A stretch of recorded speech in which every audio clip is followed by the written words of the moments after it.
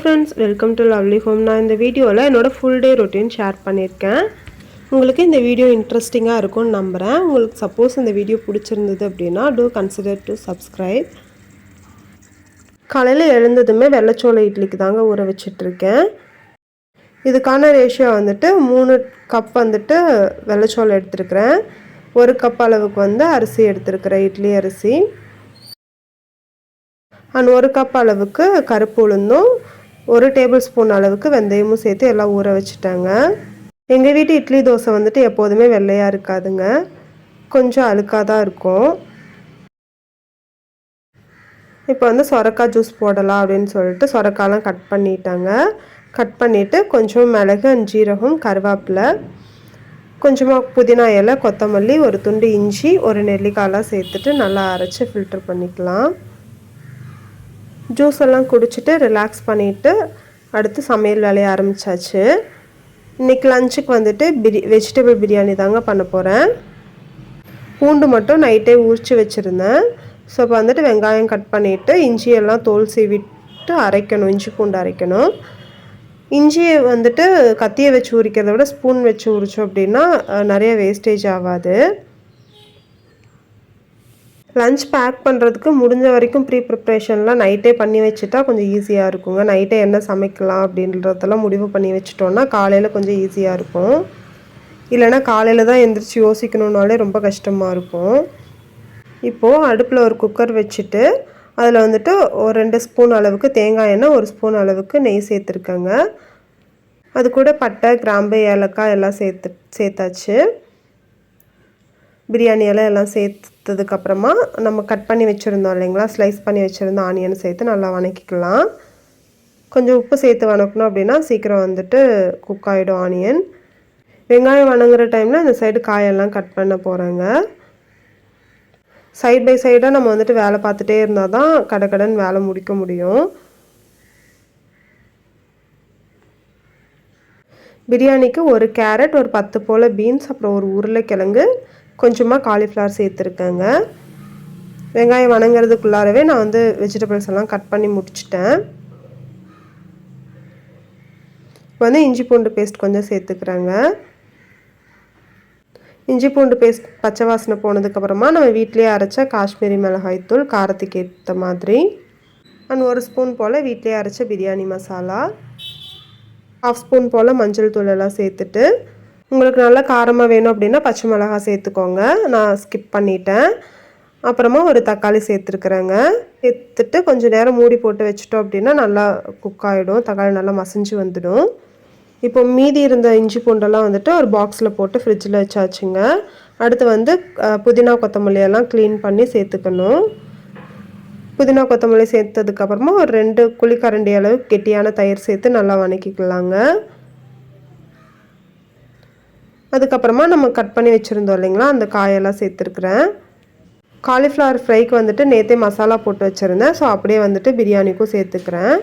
கொஞ்சம் மட்டும் எடுத்துகிட்டு இது வந்து ஒரு 5 நிமிஷம் மீடியம் ஃப்ளேமில் வச்சுட்டு க்ளோஸ் பண்ணி வச்சிடலாம். இப்போ அதெல்லாம் ஒருக்கா மிக்ஸ் பண்ணி விட்டுட்டு நான் வந்து ஒரு 1/2 மணி நேரம் முன்னாடியே அரிசியெல்லாம் ஊற வச்சுருக்கேன். நான் வந்து நார்மல் ரைஸ் தாங்க யூஸ் பண்ணியிருக்கேன். உங்களுக்கு என்ன பாஸ்மதி ரைஸோ இல்லை சீரக சம்பா ரைஸோ சேர்த்துக்கலாம். 1 கப் ரைஸ் போட்டிருக்கேன். அதுக்கு 2 கப் அளவு தண்ணி ஊற்றிட்டு உப்பெல்லாம் சரியாக இருக்கான்னு செக் பண்ணதுக்கப்புறமா ஒரு 1/2 லெமன் புழிஞ்சுக்கிறேன். தண்ணி செக் பண்ணும்போது உப்பு கொஞ்சம் தூக்கலாக இருந்தால் சரியாக இருக்குங்க சாப்பாடு வெந்து வரும்போது. கடைசியாக புதினா மல்லியெல்லாம் தூவிட்டு குக்கரை வந்து க்ளோஸ் பண்ணி வச்சிடலாங்க. என் ஹஸ்பண்டுக்கு வந்துட்டு அவகடா ஜூஸ் கேட்டிருந்தாங்க. சரி, அதனால் அது ஃப்ரிட்ஜில் இருந்து எடுத்து வச்சுருக்கிறேன். அடுத்து வந்து ரைத்தாக்கும் வெங்காயம் குக்கும்பர்லாம் கட் பண்ணி வச்சாச்சுங்க. லஞ்ச் பேக் பண்ணும்போது தயிர் ஊற்றி மிக்ஸ் பண்ணிக்கலாம் அப்படின்னு சொல்லிட்டு. அடுத்து வந்துட்டு காலிஃப்ளவர் சில்லி பண்ணிகிட்ருக்கேன். நான் நேற்றுக்கு காலிஃப்ளவர்லாம் கட் பண்ணி மசாலாலாம் போட்டு ஃப்ரிட்ஜில் வச்சுட்டேங்க. காலிஃப்ளவர் ஃப்ரை ஆகிட்டுருக்க டைமில் ஜூஸுக்கும் ரெடி பண்ணிக்கலாம். நான் வந்து ஜூஸுக்கு தேங்காய் பால் தாங்க சேர்ப்பேன். தேங்காய் கூடயே வந்து கொஞ்சமாக நாட்டு சர்க்கரையும் சேர்த்து அரைச்சிக்கலாம். அரைச்சிட்டு தேங்காயை நல்லா ஃபில்ட்ரு பண்ணிவிட்டு தேங்காய் பால் எடுத்துக்கிறேங்க. இந்த சைடு வந்து காலிஃப்ளவர் ஃப்ரையும் ஃபுல்லாக ரெடி ஆகிடுச்சு. ரித்துக்குட்டியும் எழுந்து வந்தாச்சு. ஸோ அவருக்கு ப்ரஷ் எல்லாம் எடுத்து கொடுத்துட்டு ப்ரஷ் பண்ண சொல்லிட்டு வந்துட்டேங்க. நம்ம தேங்காய் பால் எடுத்து வச்சுருந்தோம் இல்லைங்களா, அது தனியாக வச்சுட்டு அவகேடோ வந்துட்டு ஃபுல்லாக ஸ்கூப் பண்ணி நல்லா கிரைண்ட் பண்ணிவிட்டு கொஞ்சம் கொஞ்சமாக தேங்காய் பால் சேர்த்து அரைச்சோன்னா சூப்பராக அவகேடோ ஜூஸ் ரெடி ஆகிடும். மேலே வந்துட்டு கொஞ்சமாக ஹனி போட்டு கொடுத்துட்டோன்னா குடிச்சுப்பாங்க. பிரியாணிலையும் ப்ரெஷர் இறங்கியாச்சுங்க. இப்போ வந்துட்டு ஒரு ஹாட் பேக்கில் வந்து கொட்டி வச்சுட்டு கிளறிக்கிறேன். குக்கர்லேயே வந்து கிளற முடியல. லாஸ்ட்டாக வந்துட்டு பச்சடிக்கும் தயிர் சேர்த்துட்டு உப்பு சேர்த்து நல்லா மிக்ஸ் பண்ணி விட்டுக்கலாம். அவ்வளோதான், லஞ்ச் ரெடி ஆகிடுச்சு. இப்போ ரித்துக்குட்டிக்கு பேக் பண்ணவும் ஆரம்பித்தாச்சுங்க.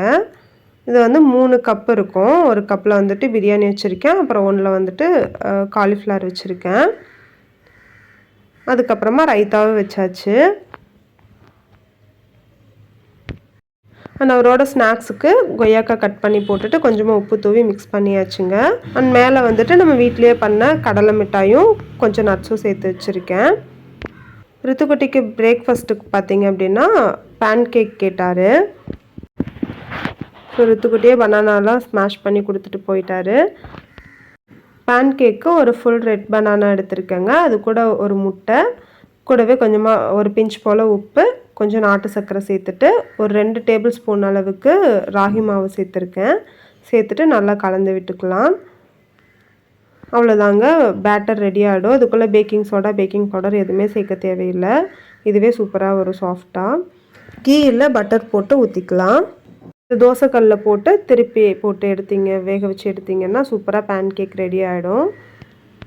குக்கிங் பண்ணிவிட்டு ரித்துக்குட்டியை குளிச்சு விட்றது மட்டும்தான் நம்ம வேலையாக இருக்கும். மற்ற எல்லா வேலையுமே அவரே பார்த்துக்கிறேன்னு சொல்லி பண்ணிப்பான். லஞ்ச் பேக் பண்ணுறது எல்லாமே, சாப்பிட்றதெல்லாம். ரித்துக்குட்டி சாப்பிட்டுட்டு இருக்க டைமில் துணி துவைக்க வேண்டியது இருந்ததுங்க. அதுக்கெல்லாம் ஊற விட்டுட்டு வந்துட்டு துவைச்சிக்கலாம் அப்படின்னு சொல்லிட்டு துணியெல்லாம் ஊற வச்சாச்சு. அடுத்து கோதுமை மாவு அரைக்கிறதுக்கு கோதுமையும் தண்ணியில் போட்டு வச்சுட்டு போயிட்டா வந்ததும் கழுவி அரைச்சிக்கலாம் அப்படின்னு சொல்லிட்டு எல்லாம் ரெடி ஆகி ஸ்கூலில் போய் விட்டுட்டு கடைக்கெல்லாம் போயிட்டு வந்தாச்சு. வந்ததும் கோதுமையெல்லாம் கழுவிட்டு மேலே போய் காய போட ஆரம்பித்தாச்சுங்க. இங்கே வந்துட்டு ரொம்ப புறா தொல்லை ஜாஸ்தியாக இருக்கும். அதே மாதிரி கீழே விரித்து போட்டோன்னா தூசியெல்லாம் வந்துடும் சொல்லிட்டு ஒரு கட்டில் வச்சுருக்கேன். ஃபோல்டபுள் இருக்கும்ல, அந்த கட்டில் வச்சுருக்கேன். ஸோ அதில் வந்துட்டு கிளாத் விரிச்சிட்டு நல்லா கிளிப் போட்டு விட்டுட்டோன்னா புறாவும் எடுக்காது. இல்லை லைட்டாக கேப் இருந்தால் கூட புறா ஃபுல்லாக காலி பண்ணிட்டு போயிடும். கோதுமையெல்லாம் காய போட்டு வந்துட்டு துணியெல்லாம் வாஷ் பண்ணியாச்சுங்க. வாஷ் பண்ணிவிட்டு இப்போ வந்து மாவாட்டலாம் அப்படின்னு சொல்லிட்டு ஒரு 11 மணிக்காட்ட மாவாட்ட ஆரம்பித்தாச்சு. ஸோ ஊற வச்சுருந்த வெந்தயம் உளுந்தெல்லாம் ஃபஸ்ட்டு போட்டு ஆட்டி எடுத்தாச்சுங்க.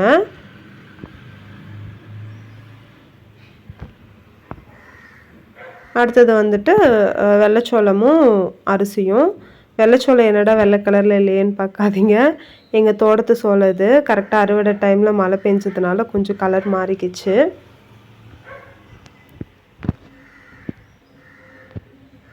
கலர் தான் இதாக இருக்கும், ஆனால் டேஸ்ட் சூப்பராக இருக்கும். மாவாட்டுற டைம்லேயே துணியெல்லாம் மடித்து எடுத்து வச்சாச்சுங்க. மாவை ஆட்டி முடிச்சாச்சு. எல்லாம் கழுவி எடுத்து வச்சுட்டு எங்களுக்கு லஞ்சுக்கு வந்துட்டு வாழைத்தண்டு பொரியல் வந்து செஞ்சிட்ருக்கிறேன். காலிஃப்ளவர் சில்லி வந்து கம்மியாக தான் இருந்தது. பிரியாணிக்கு வாழைத்தண்டு பொரியல் கொஞ்சம் ஒரு மாதிரி தான் இருக்கும். இருந்தாலும் வாழைத்தண்டு பார்க்கும்போது நல்லா சாப்பிட்ணுன்னு தோணுச்சா, சரின்னு வாங்கிட்டு வந்தாச்சு. வாழைத்தண்டு ரெடி ஆகிட்டு இருக்குதுங்க. முட்டையும் வேக வச்சு விட்ருக்கேன். ரித்துக்குட்டியே வந்தோடனையும் முட்டை கொடுக்கலாம் அப்படின்னு சொல்லிட்டு. மீன் டைமில் சீட்ஸ் லட்டு ரெடி பண்ணிடலான்னு சொல்லிட்டு அதுக்கு வறுத்து வச்சுட்டேங்க. அடுத்து வந்து கருவேப்பிலை பொடி ரெடி பண்ணிடலாம் அப்படின்னு சொல்லிட்டு அதுக்கும் ரெடி பண்ணிகிட்ருக்கிறேன். இதோட ரெசிபீஸ்லாம் ஆல்ரெடி போஸ்ட் பண்ணியிருக்கேங்க. நான் வேணால் டிஸ்கிரிப்ஷனில் லிங்க் கொடுக்குறேன், செக் பண்ணிக்கோங்க. சைடு பொரியலும் ரெடி ஆகிடுச்சு. தேங்காய் பூவெல்லாம் போட்டு கிளறி ஆஃப் பண்ணியாச்சுங்க. இந்த கருவேப்பில் பொடி வந்துட்டு இட்லி, தோசைக்கு, அப்புறம் சாதத்துக்கு கூட நெய் இல்லை நல்லெண்ணெய் ஊற்றியெல்லாம் பசைஞ்சு சாப்பிட்டா டேஸ்ட் அல்டிமேட்டாக இருக்குங்க. அந்த சீட்ஸ் வறுத்து வச்சதுமே ஆறிடுச்சு. ஸோ அதெல்லாம் நல்லா அரைச்சிட்டு அடுத்து வந்து டேட்ஸ் வந்துட்டு ஒரு 10-15 டேட்ஸ் சேர்த்துருக்குறேன். சீடெல்லாம் எடுத்துட்டு அதையும் நல்லா அரைச்சி முடிச்சுட்டு உருண்டை பிடிச்சி வச்சாச்சுங்க. இது ஒரு 1 வீக் வரைக்கும் கெட்டு போகாமல் இருக்கும். டெய்லி ஒரு உருண்டை சாப்பிட்டுக்கலாம். அதெல்லாம் ரெடி பண்ணி முடித்ததுக்கப்புறமா கருவேப்பிலை பொடியும் ரெடி பண்ணிகிட்ருக்கேங்க. நமக்கு எப்போல்லாம் டைம் கிடைக்குதோ அப்போ எல்லாம் தீர ரெடி பண்ணி வச்சிடணும்.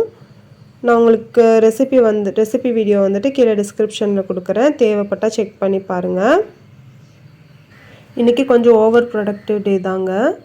நம்ம சும்மா உட்காந்துட்டு இருந்தோம்னா சும்மா ஃபோன் பார்த்துட்டே இருக்கலாம்னு தான் தோணும். அந்த டைமில் ப்ரொடக்டிவாக நம்ம வேறு ஏதோ ஒரு வேலையை செஞ்சிட்ருக்கலாம்.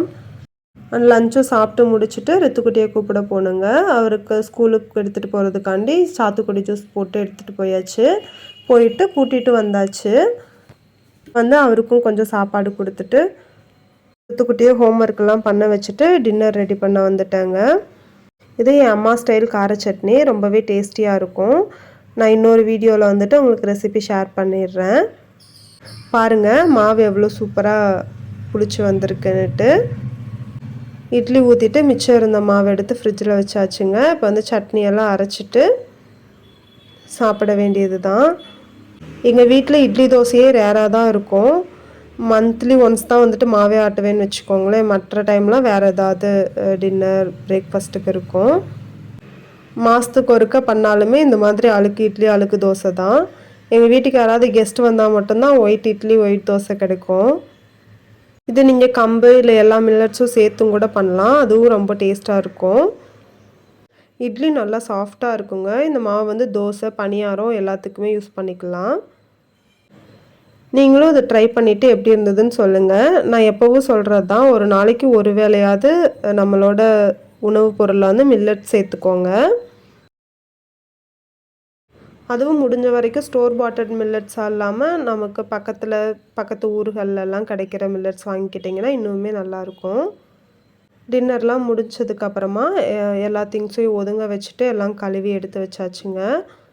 லஞ்ச் பாக்ஸ் வாட்டர் பாட்டில்லாம் தனித்தனியாக எடுத்து வச்சுருந்தோம் அப்படின்னா தான் காலையில் எழுந்திரிச்சு ஹரிபரி இல்லாமல் பேக் பண்ண முடியும். எங்களுக்கு இந்த டே இப்படி தாங்க போச்சு. தேங்க்யூ ஃபார் வாட்சிங். உங்களுக்கு இந்த வீடியோ பிடிச்சிருக்குன்னு நம்புகிறேன். இந்த வீடியோ பிடிச்சிருந்தது அப்படின்னா வீடியோக்கு ஒரு லைக் பண்ணிக்கோங்க அண்ட் சேனலை சப்ஸ்கிரைப் பண்ணிக்கோங்க. தேங்க்யூ.